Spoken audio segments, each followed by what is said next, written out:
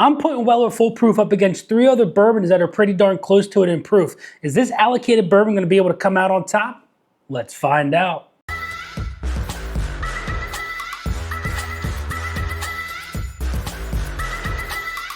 What is going on, everybody? Nathan here with the Everyday Drinker, bringing us a brand new video. What happens when you put Weller Full Proof, a 114 proof allocated bottle of bourbon that everybody seems to really love, hunt, and want up against 3 other bottles of bourbons that are pretty darn close to it in proof? Well, today we're going to find out that answer. I've got Weller Full Proof going up against these 3 bottles right here behind me. I've got Old Scout, Old Soul, and Conviction. All 3 of those bottles are in the 114, 115 proof range, and I wanted to see what those 3 bottles had to offer compared to an allocated bottle. So we've got all 4 of them blinded here in front of us, and we are going to dive right on into it. Make sure you guys drop that like, leave a comment down below on what your thoughts are on Weller Full Proof, and if you think it is going to win this blind. What we're going to do is we are going to blind these. I'm going to have them in my favorite rank, and I'm also going to try and guess which one is the Weller Full Proof. So without further ado, let's dive into sample letter A. As always, you guys are going to know which one I am drinking, but I am not. So on the nose of A, really nice soft fruit notes, a little bit of a butterscotchy note, a little caramel. The proof is coming through on this glass though. Some cherry notes a little bit in here. Maybe a little bit more of like a strawberry sweetness. I like the nose of A. I don't know if it's the most like amazing nose in the world. But let's dive in the palate. It's got a little bit of an earthiness to it on that palate.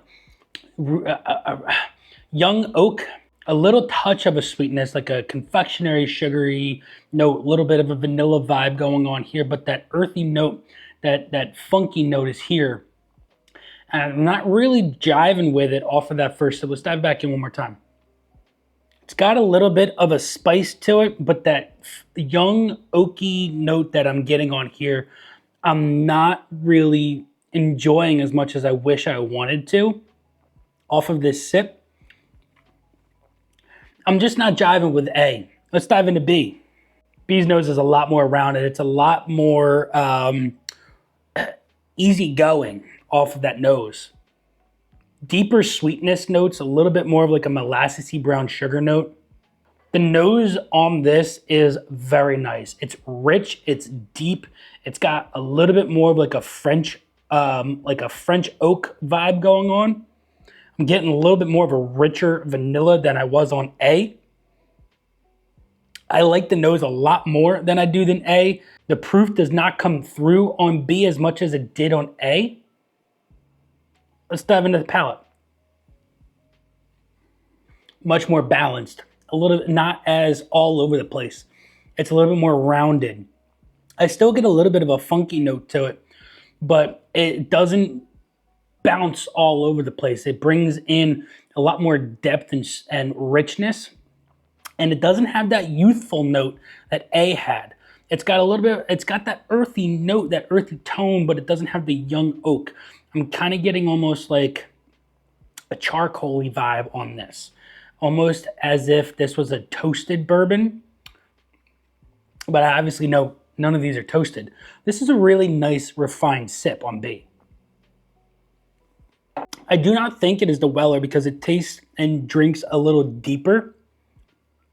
It's not as sweet. It's got a little bit more of a savory aspect comparative to what I believe Weller usually has.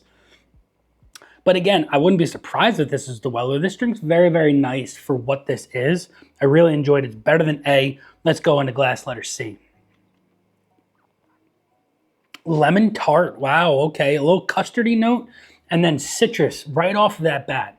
A little coffee note. I like this nose a lot. This is very nice. It's very fruity, very sweet, very like pastry-like in a way. Like baked bread, a little buttery note.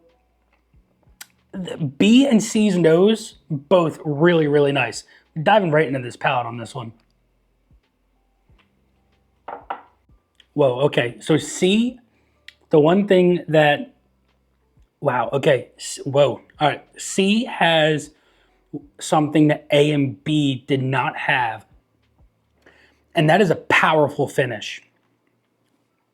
C just hits you, suffocates your tongue, and it's like a tap out. You're waiting for it to go out, but it's just not going. You're waiting, and it's just sitting there and lingering on your tongue. And there is nothing bad about that entire experience from C. It had sweetness, it had depth, it had oak, it had a little bit of like a rye spice in there that kind of lingered and tickled the back of your tongue and made you salivate a little bit and brought in some really nice depth. I really like to see the entire experience. Let's go back in again. C very well could be the Weller, but I have absolutely no idea because I don't ever remember this Weller having that long of a finish. This thing drinks and sits and lingers, and it's like your aunt on a holiday sitting on, this is almost like your uncle sitting on the couch watching football on a holiday where you're like, dude, everybody else is left and you're the last one here. You're waiting for it to go, but it just doesn't. It just sits there and lasts forever. This is really, really nice. Wow, yeah, I like C a lot. We've got one more to get into, letter D. Let's dive into the nose and see what this bad boy's all about. Okay, wow, that is different. That nose is very different.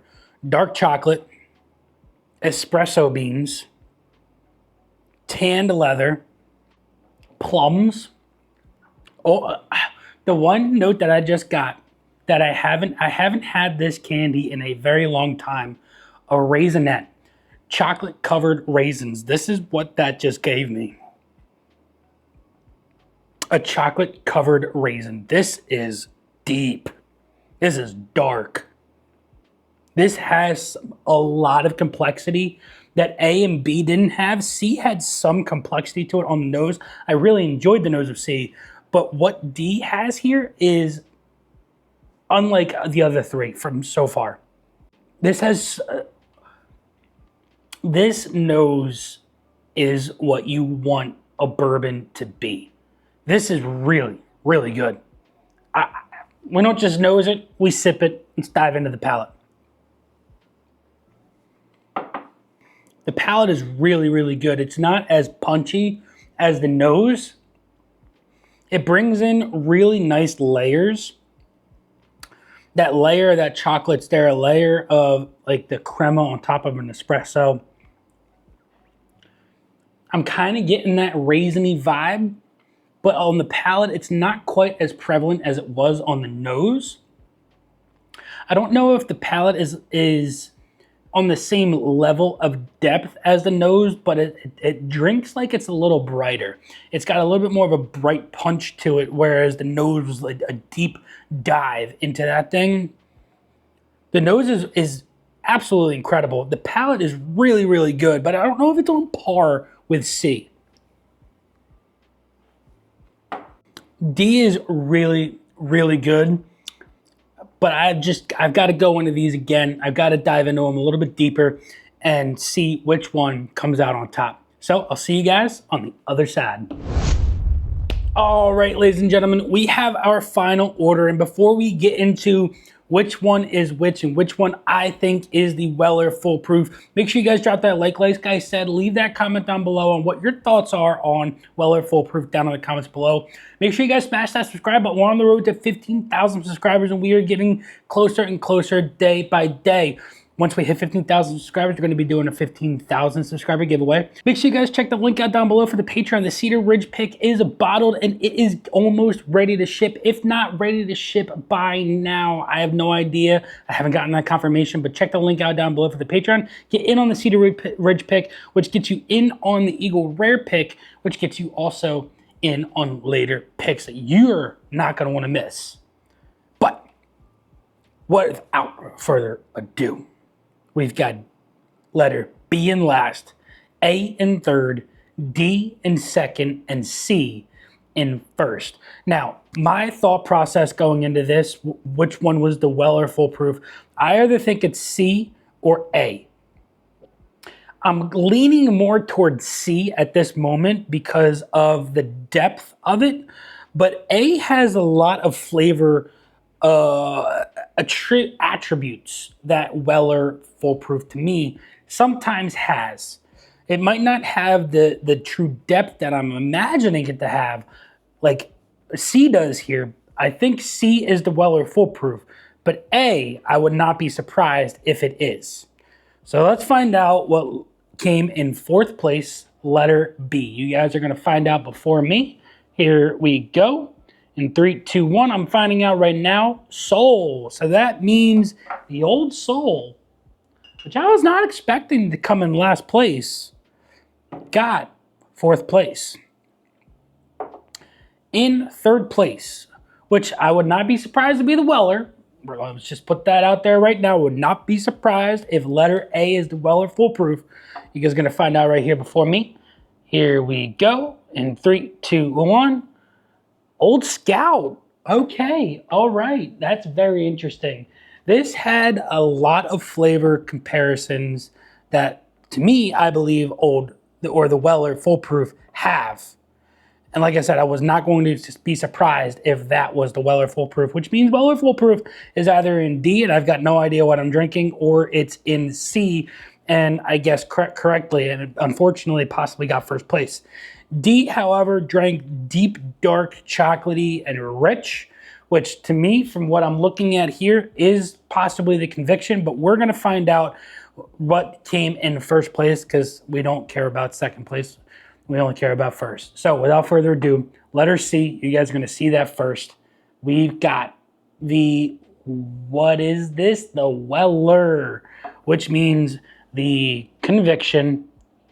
As you guys can see there, Conviction got second place. Which, you know, Conviction is actually absolutely delicious. Just recently received those bottles from the guys over there at Southern Grace Distillery, and they've got a good thing going. They really, really do. Maybe we'll do a barrel pick with them in the future. I've got no idea. Maybe that's in the works. Who knows? Maybe I got to talk to them and see what we can do. But the stuff over at Conviction at Southern Grace Distillery is incredible. But this Weller, it's a top dog for a reason. It's sweet. It's deep. It's got a long finish that the other three, or these two really didn't have. This one was up there, but I knew the flavor profile of this was a little bit different than what this drank, and it fits my flavor profile a little bit more, and that's what put the Weller Foolproof on top. Hope you guys enjoyed this one. If you did, drop that like, smash that subscribe button. But until next time, this has been Nathan with the Everyday Drinker. Cheers.